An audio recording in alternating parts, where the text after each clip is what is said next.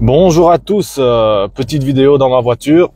Vous allez me dire pourquoi dans la voiture? Ben dans la voiture, c'est le seul endroit où voilà, même que j'ai pas le temps, mais j'ai un peu de temps quand même. Donc je voulais parler de la moquerie parce que vous savez, moi pendant mon adolescence, malheureusement ou malheureusement, je sais pas en fait, parce que j'ai tué personne, hein, mais j'ai fait beaucoup de vidéos humoristiques. Alors les gens, malheureusement, ils ont pas pris ça au deuxième degré, ils ont pris ça au premier degré. Et donc aux yeux de beaucoup de gens, ben Giuseppe, c'est un con. Tu vois. Et c'est ça qui a fait que j'ai arrêté les vidéos humoristiques, parce que j'arrivais pas à supporter le poids de, tu vois, d'être pris pour une personne que j'étais pas en fait. Alors dans l'absolu, je vous invite pas à être comme moi, hein. Si vous avez la force mentale d'être con et de vous en foutre de ce que les gens pensent de vous, faites-le. C'est ça la vraie force. Moi, je suis pas quelqu'un de fort. Au contraire, j'ai montré que j'étais quelqu'un de faible. Mais je suis quelqu'un de sensible. Ça me faisait pleurer, ça me faisait sentir mal, et j'ai préféré m'écouter. Voilà, parce que tout simplement, j'avais pas les épaules assez solides pour supporter le fait que des gens, malgré que je suis pas con, ben me prennent pour un con. Encore aujourd'hui, hein. Alors voilà, j'ai eu une époque où je dansais, je faisais des clips, voilà, je faisais des caméras cachées, je me mettais en slip, je me faisais un peu comme Rémi Gaillard. Le problème, c'est que Rémi Gaillard, il est millionnaire. Moi, j'ai gagné bien ma vie avec mes vidéos, mais je suis pas millionnaire. Donc dès le moment où t'es pas millionnaire et tu fais le con, ben t'es encore plus con en fait aux yeux des gens. Si tu fais le con et tu gagnes de l'argent, ça va, ils te respectent. Ils disent ouais, il a fait le con, mais il a gagné de l'argent. Après, moi, je trouve que je gagne quand même assez bien, donc dans ma connerie, je me débrouille entre guillemets.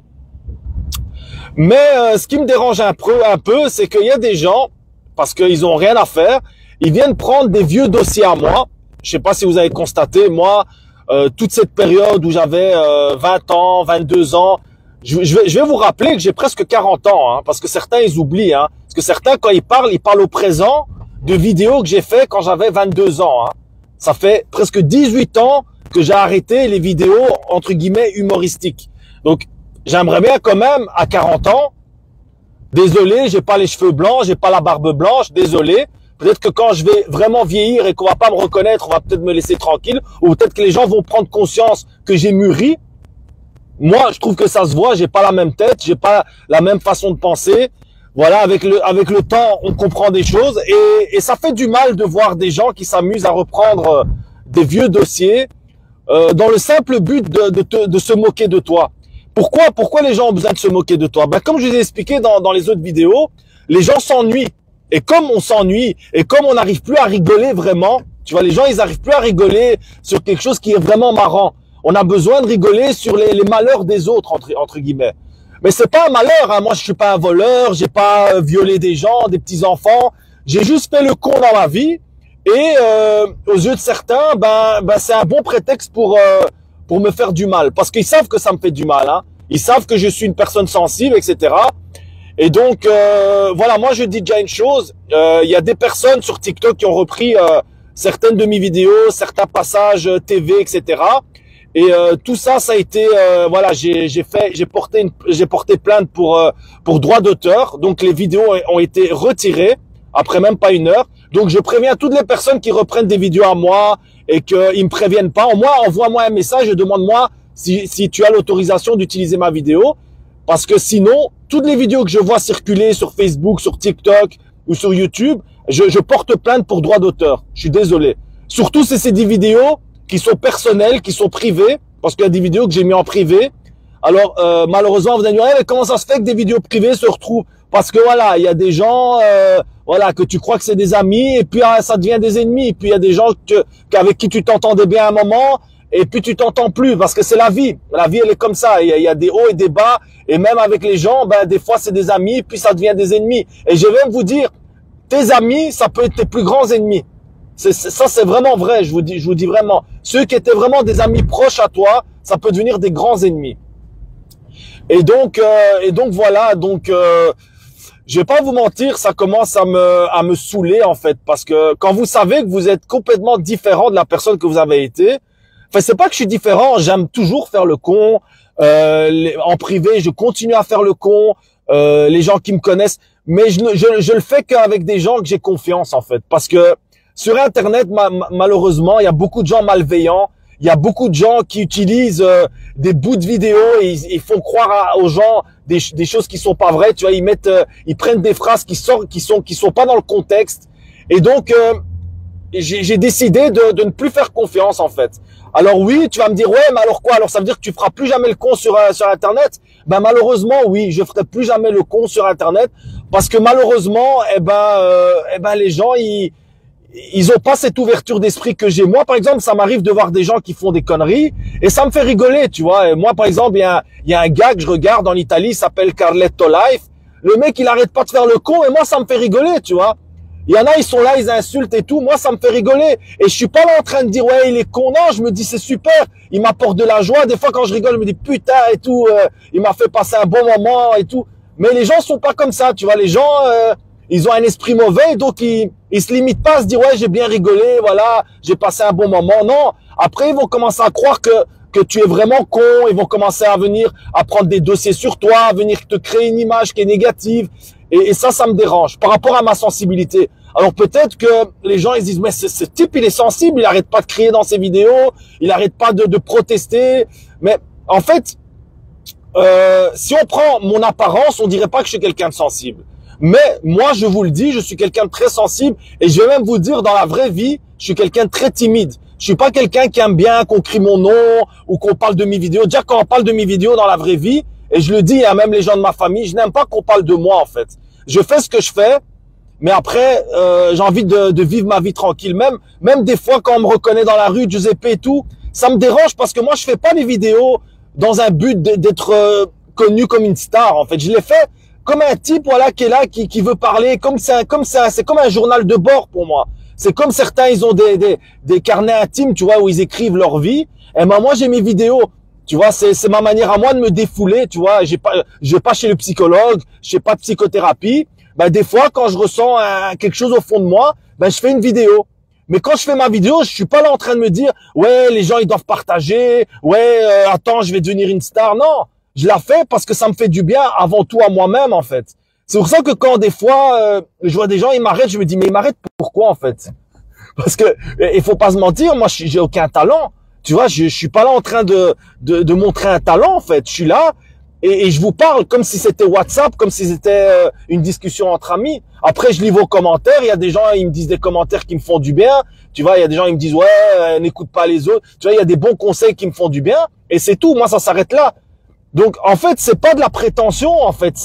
C'est juste que j'ai envie d'être considéré et c'est même pas que j'ai envie d'être considéré. Je suis une simple personne, en fait. C'est tout, une simple personne qui, à un moment donné dans sa vie, oui, j'ai voulu être comique. Après, je sais pas si je suis comique. Vous savez ce qu'il y a, en fait, c'est que mon frère, il a toujours eu raison. Je suis quelqu'un qui a jamais beaucoup travaillé.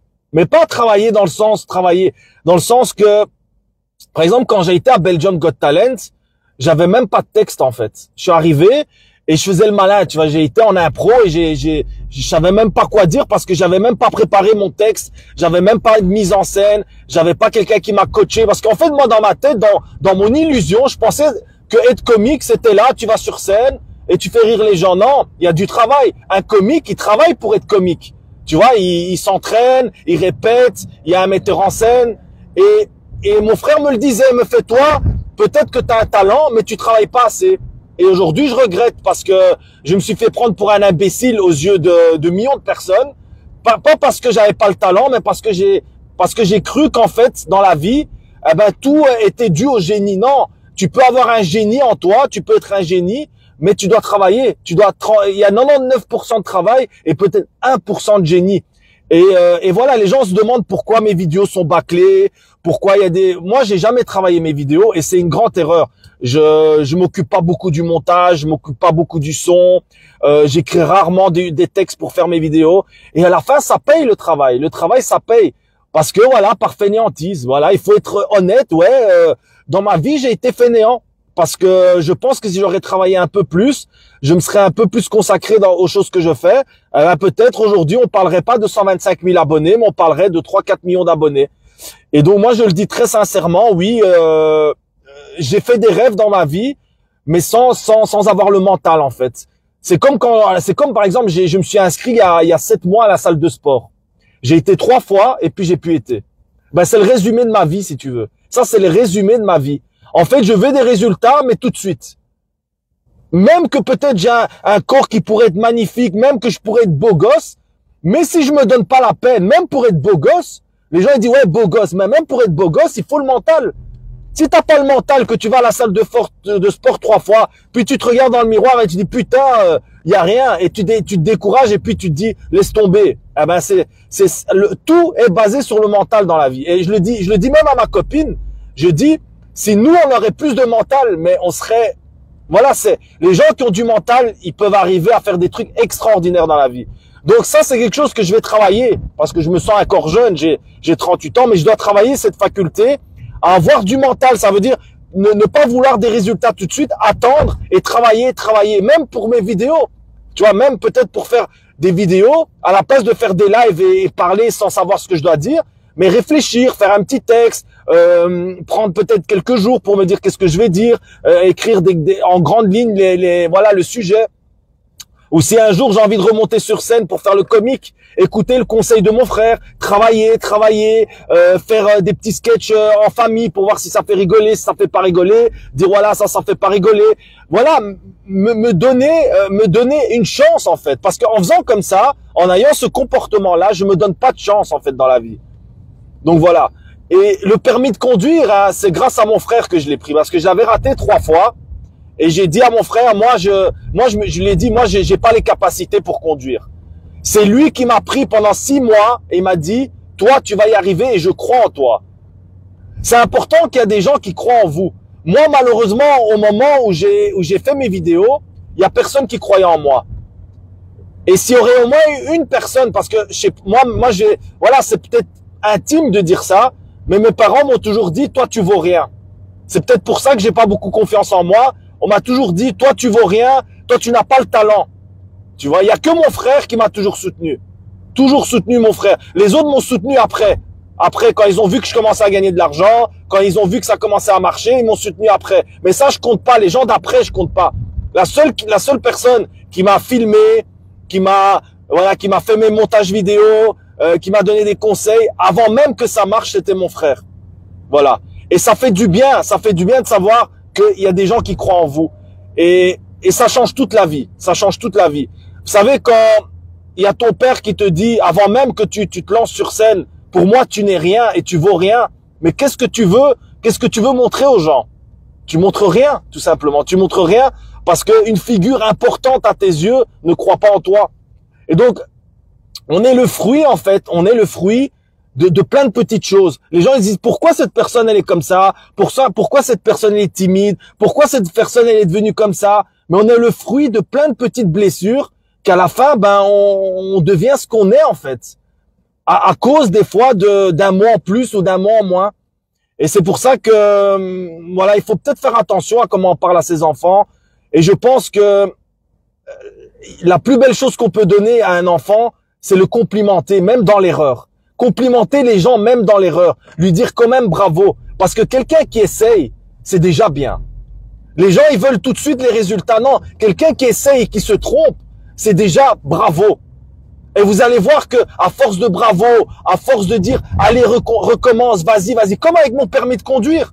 Si mon frère me prenait pas avec moi et me disait toi, c'est pas grave que t'as raté, c'est pas grave, recommence. Eh ben, il m'a fait prendre mon permis.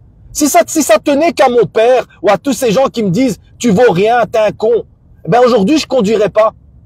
Eh ben c'est peut-être le cas aussi avec le fait que j'aurais pu être un comique, ou j'aurais pu être un youtubeur avec des millions d'abonnés. Les gens malheureusement, eh ben ils n'ont jamais eu ce truc de me dire bravo. En fait, on a toujours eu tendance à se moquer de moi, à me dire que j'étais con, et jamais me dire t'as essayé, c'est pas grave, allez bravo quand même, continue, retente un autre truc. Et voilà, et tout ça, ça forme la personne que je suis aujourd'hui, une personne malheureusement qui a pas beaucoup confiance en lui et qui est des fois fort timide. Donc voilà, merci beaucoup.